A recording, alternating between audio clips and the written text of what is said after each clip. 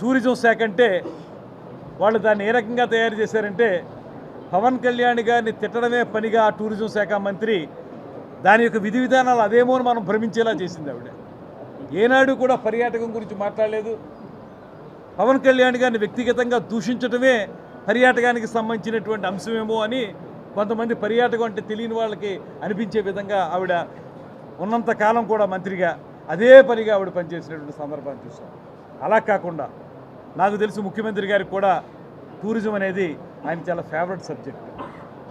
ముఖ్యమంత్రి గతంలో చేసినప్పుడు కూడా ఆయన టూరిజాన్ని డెవలప్ చేయాలని, టెంపుల్ టూరిజం కానివ్వండి, ఎకో టూరిజం కానివ్వండి, ఇలాంటివన్నీ కూడా డెవలప్ చేయాలనేటువంటి ఆలోచనలు ఆ రోజుల్లో ఆయన చేశారు. దాన్ని కూడా ఉపయోగించుకుని ఇప్పుడు ఇవన్నీ చెప్పడం అనేది టూ ఇయర్లీ అవుతుంది. ఇంకా శాఖ ఏ రకంగా ఉందనేటువంటిది ఇంకా చూడాలి. ఇంకా మేము 4-3 రోజులే అయింది ఇదంతా అయ్యి అన్నింటినీ సమగ్రంగా పరిశీలించి ఇప్పుడు కలెక్టర్ గారు వస్తే కూడా అదే చెప్పాను. ఒక పక్క నిడదవోలు నియోజకవర్గాన్ని అభివృద్ధి చేసే విషయంలో సహకరించండి. అదేవిధంగా మా శాఖకి సంబంధించినటువంటి పర్యాటకం అభివృద్ధి చెందడానికి గోదావరి పరివాహక ప్రాంతంలో తూర్పుగోదావరి జిల్లాలో ఏ రకంగా చేయొచ్చో కూడా చెప్పండి అనేటువంటి మాట వారికి చెప్పడం జరిగింది.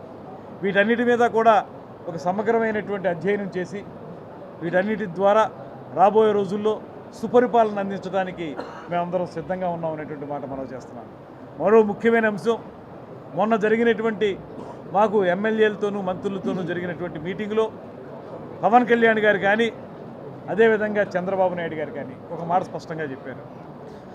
ఎక్కడా కూడా మనం వాళ్ళు ఆ రకంగా కక్ష సాధింపు చర్యలు చేశారు కనుక మనం కూడా ఆ పందాలో వెళ్ళాలనే ఆలోచన మనం చేయొద్దు. మనం ప్రజాస్వామ్యయుతంగానే వెళదాం. కానీ తప్పు చేసిన వాళ్ళని ఉపేక్షిస్తే ఆ తప్పు అలవాటుగా మారిపోతుంది. అలవాటుగా మారిపోకుండా ఉండడానికి చట్టబద్ధంగా ఏం చేయొచ్చో అది మాత్రం చేద్దాం. అంతేగాని మనం కక్ష సాధింపుగా ఎవరి మీద ఏ రకమైన కార్యక్రమం చేయొద్దు అనేటువంటి మాట వారు చెప్పడం జరిగింది. ఇవన్నీ దృష్టిలో పెట్టుకుని మాకున్నటువంటి రాజకీయ అనుభవంతో వీటన్నిటి ద్వారా ఈ ప్రాంతంలో మీ అందరి మనిషిగా, ఈ ప్రాంత మనిషిగా, గోదావరి గట్టును పుట్టిన బిడ్డగా ఇక్కడ ఈ ప్రాంతాన్ని అదేవిధంగా నా నియోజకవర్గం నిడదవోలని అభివృద్ధి చేసుకోవడానికి కృషి చేస్తాననేటువంటి మాటని మీ ద్వారా ప్రజలకు తెలియజేయడానికి సిద్ధంగా ఉన్నాను. నిన్న నేను మంత్రిగా ప్రమాణ స్వీకారం చేసి వచ్చిన వెంటనే మొట్టమొదటి కార్యక్రమం పెండియాల పంపింగ్ స్కీమ్ నుంచి మేము రైతులకి సాగునీరు అందించే కార్యక్రమాన్ని నేను బటన్ నొక్కి ప్రారంభించాను. ఆ బటన్ కాదు ఇది, ఈ బటన్ నీళ్ళు వచ్చినాయి, ఆ బటన్ కాదు, ఈ బటన్ నొక్కి ప్రారంభించాను.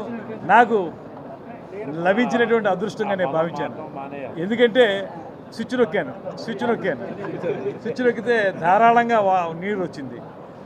నేను అదే అన్నాను, మంత్రిగా ప్రమాణ స్వీకారం చేసి కొట్టిన మొట్టమొదటి రోజున ఆ మొట్టమొదటి కార్యక్రమం మనందరికీ పట్టెడు అన్నం పెట్టేటువంటి రైతన్నకి ఆ సాగునీరు అందించడం అనేది నాకు చాలా అదృష్టంగా నేను భావిస్తున్నాను అనేటువంటి మాట చెప్పాను. అది శుభసూచకంగా నేను మాట్లాడుతూ ఉన్నాను. అదేవిధంగా ఇవాళ రాజమండ్రిలో ప్రవేశించిన వెంటనే ఒక అద్భుతమైనటువంటి స్వాగతం పలికినటువంటి రాజమండ్రి సిటీ, రాజమండ్రి గ్రామీణం సంబంధించినటువంటి నాయకులకి, కార్యకర్తలకి, తెలుగుదేశం వారు కానీ, బీజేపీ వారు కానీ, జనసేన కానీ వారందరికీ కూడా ప్రత్యేకమైన ధన్యవాదాలు తెలియజేస్తున్నాను.